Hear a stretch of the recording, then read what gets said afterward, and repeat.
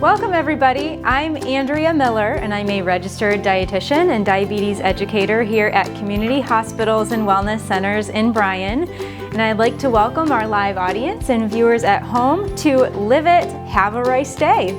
So as the title alludes, we are going to be using some different kinds of rice today. And we're not talking about, the white rice that everybody loves, but hopefully you learn to love some new things today to expand your palate a little bit and add some variety to your diet. The recipe we're doing today is an extremely versatile recipe, and it uses an ingredient that I've recently discovered and I absolutely love. We are using forbidden black rice today. So I'm guessing that not many people have had forbidden rice. But I'm also going to show you some different things that you can use for this recipe in case you aren't quite up to trying forbidden black rice, or it is a little bit more expensive, so if it doesn't fit within your budget or you're not willing to pay extra for black forbidden rice, you can use regular brown rice.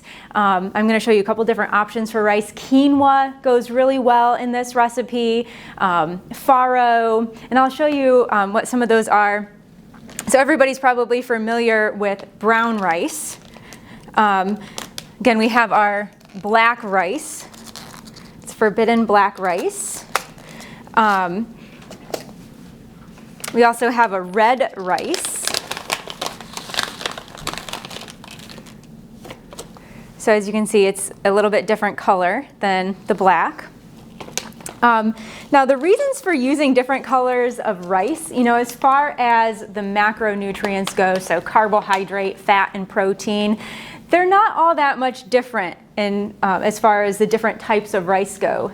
The benefit that you're getting with choosing different colors of rice is the phytochemicals or phytonutrients, so which some of you might not be familiar with, but basically they're nutrients that have several different benefits to our health, and basically they benefit our health at a cellular level. So we don't even fully understand how they're impacting our health, but they often have anti-inflammatory, anti-cancer. I was reading with the black rice, there in a lab they found some anti-diabetic properties to this black rice. So they have different benefits.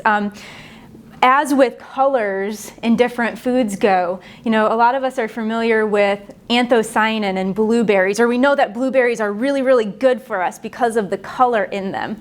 Well, this black rice has some of the same benefits. It has anthocyanin in it as well. So it has similar benefits to blueberries because of the color that it has. And the same with the red rice. It has some of those similar benefits as well. So enough talking about phytonutrients. I'm going to get started preparing our rice bowl that we're making today. I'm calling it an inflammation busting rice bowl because it has lots of inflammation busting ingredients. So we have our different colored rice. We have a vegetable. We're using kale in it, but another way that this recipe is really versatile is you can use a lot of different vegetables in this recipe.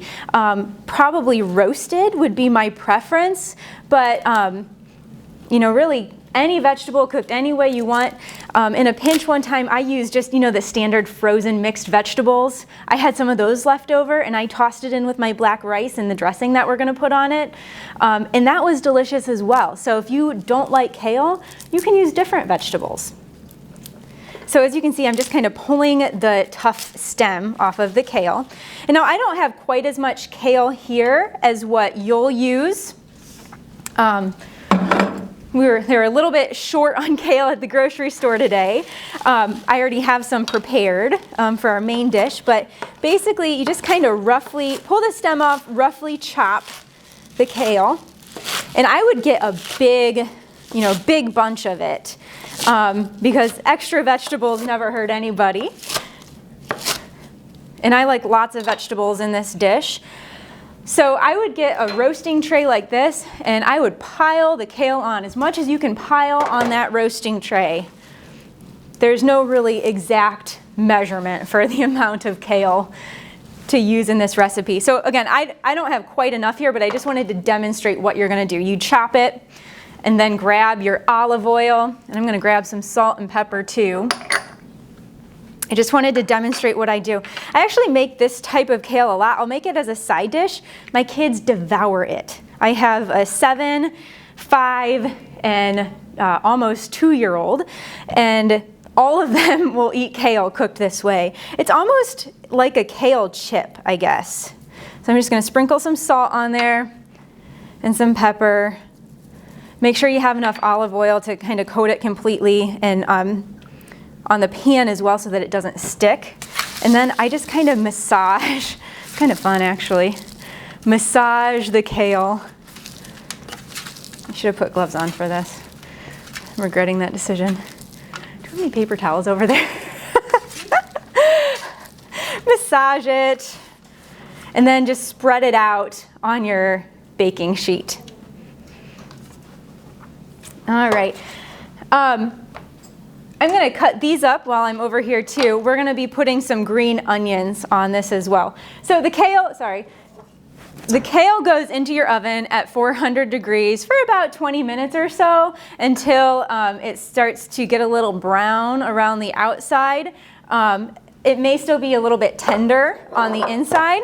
It's going to look like this when it's done. So as you can see, there's some parts that are crispy. Actually, a lot of parts that are crispy, and that's the most delicious kind. When it gets a little crispy like that, like a kale chip, that's when it's at its best. But if some of it's still a little bit tender, that's fine too. So about 20 minutes in a 400-degree oven. The other vegetable that we're gonna top it with at the end is just some green onions. So I'm just cutting off the root part here and setting that aside, and giving those a quick chop.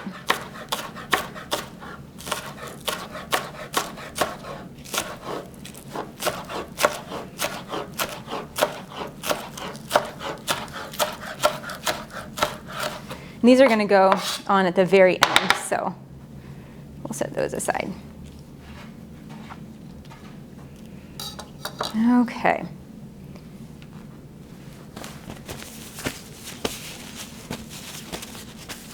So these are some steps that you can do ahead of time. You can cook the black rice ahead of time.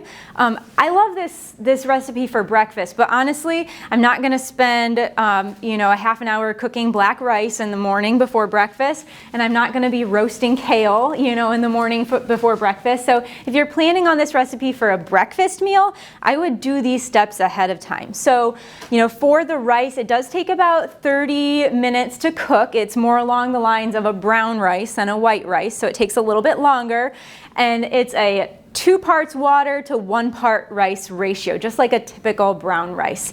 And again, you can do that ahead of time and then reheat it when you're ready to use it. The kale you can roast ahead of time too. I would say about a day ahead of time. You can roast that, or whatever vegetable you decide to use in this dish. I was thinking, since Halloween is coming up, like an orange vegetable would be really fun with a black rice. And you could, if you're trying to get your kids to eat it, or even your, picky husbands, you could call it like spooky, inflammation busting breakfast bowl with the orange and the black together. It'd be fun. Again, I have young kids, so I try to, make things fun in the kitchen. So now we're going to get started with our dressing. This is another thing that you can do ahead of time. And you could even make it, in bulk, make a little bit extra of it so that, you can have it for a few days because there's really no ingredients in it that are going to go bad super quickly. So this will last in your refrigerator. I would say make a fresh batch every week if this is something that's a regular in your diet. So you need about a 1/4 cup of broth. This looks like chicken broth. I think in the recipe we use a vegetable broth. Whichever one you prefer is fine. Either one will work fine. And it's just going to add some extra flavor and some moisture. It's basically, we're making a dressing here. I'm going to use a 1/2 teaspoon of garlic powder. You can use fresh garlic here too if you want. I like the garlic powder because we're not cooking it. And sometimes like raw garlic, while it is better for you to eat raw garlic, sometimes, you know, it kind of, the flavor kind of lingers a little bit too long. And sometimes it can upset your stomach a little bit more if it is raw. So the garlic powder in this recipe works really well. I'm just gonna scrape it and make sure we got all of that out. And then for some inflammation busting ingredients, turmeric has a reputation for being a very anti-inflammatory spice. We've featured turmeric before on LiveIt.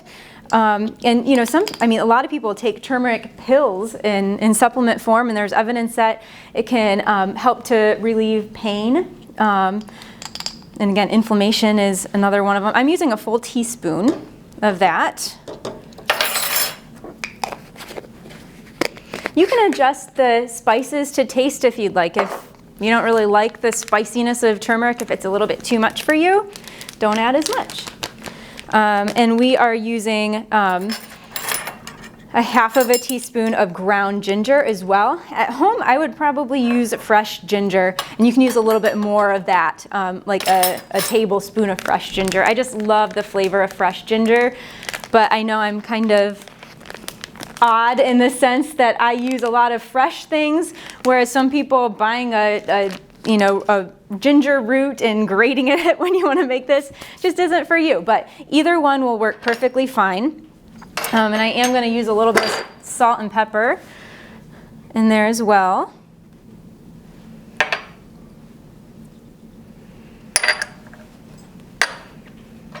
And I'm just going to kind of whisk it all together with the fork.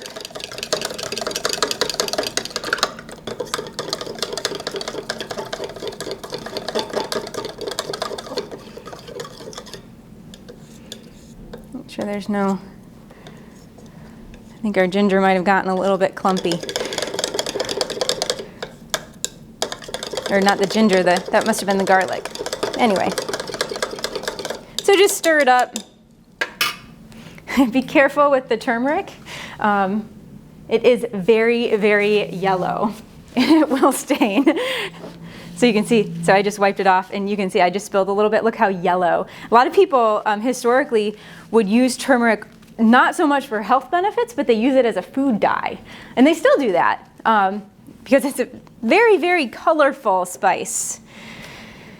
All right, I'm gonna set this over here now as well. I'm gonna get started with our protein for this recipe because it is a full meal in a bowl, so it's a common trend in nutrition to do bowls. And everybody wants to do the bowl type of thing where you have a grain and a vegetable and some type of protein in there as well. So I'm going to just put a little bit of olive oil in my pan. Now really, so I'm using an egg here. It's kind of a breakfast bowl, but you could top this with different proteins as well. You know, it could be a side dish. The rice with the kale and the dressing could be a side dish for like a fish or a chicken. If you wanted to keep with the bowl theme, you could put some like diced up leftover chicken on it. So again, just extremely versatile here. Okay. I'm going to put on gloves for this, since I'm going to be cracking a raw egg here.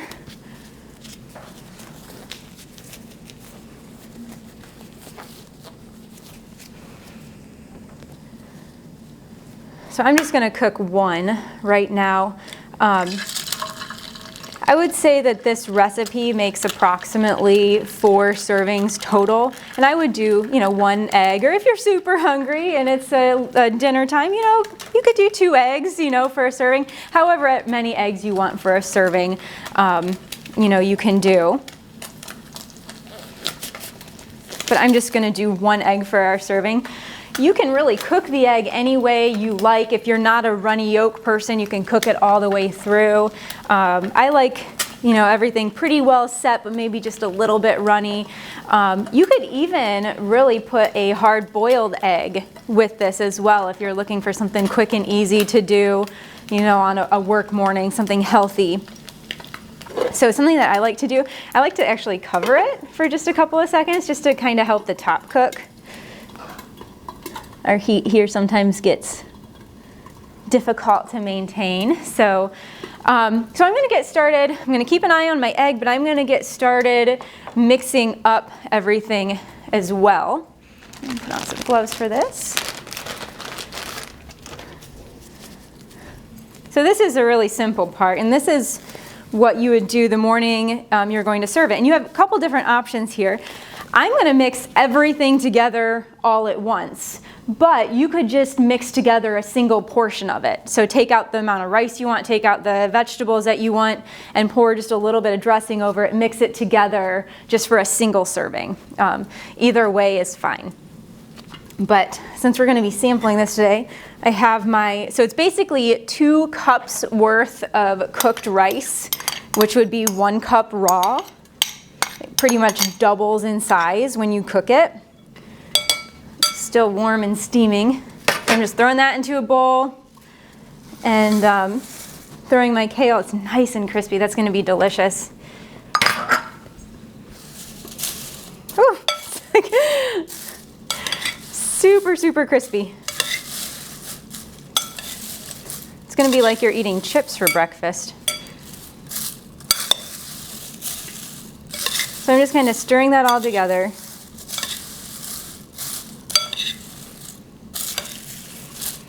And then drizzle your dressing right over it.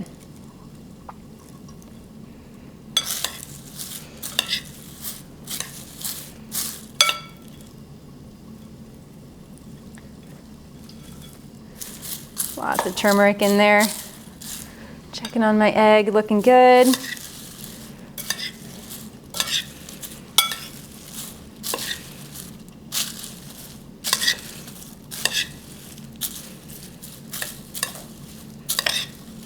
Just make sure it's all, well coated in the dressing.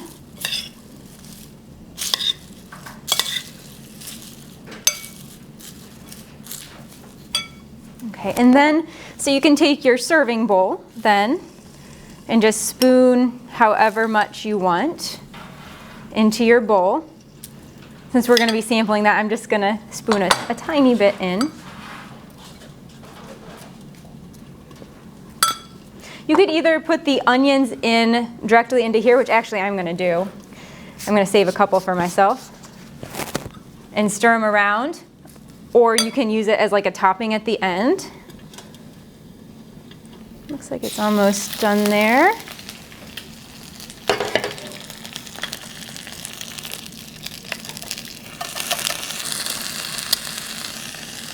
Actually, I'm going to turn that off for a second.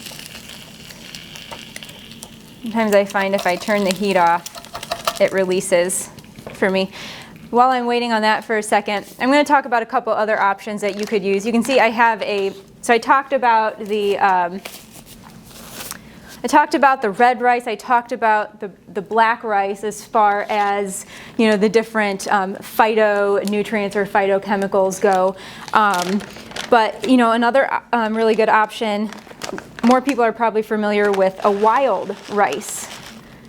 And so there's some different colors of rice in here. This is a blend. You can see different colors, but you can see the wild rice, this little grain here. It is black, but it's not the same as the black forbidden rice. The dark colored rice that you see in a wild rice blend is actually more of it's a seed of a grass, apparently. So it's not a true rice even. But you could still use a wild rice for this recipe. Quinoa.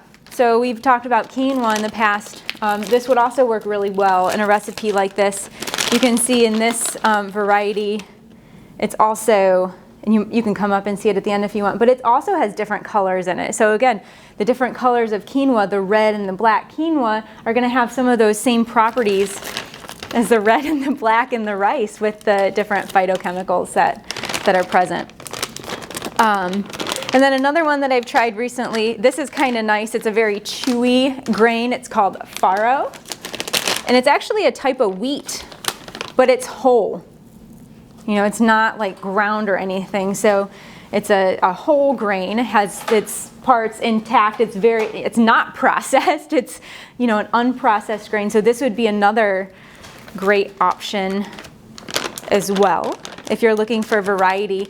And to me, that's what something like this is all about, using, you know, different kinds of rices and different kinds of grain.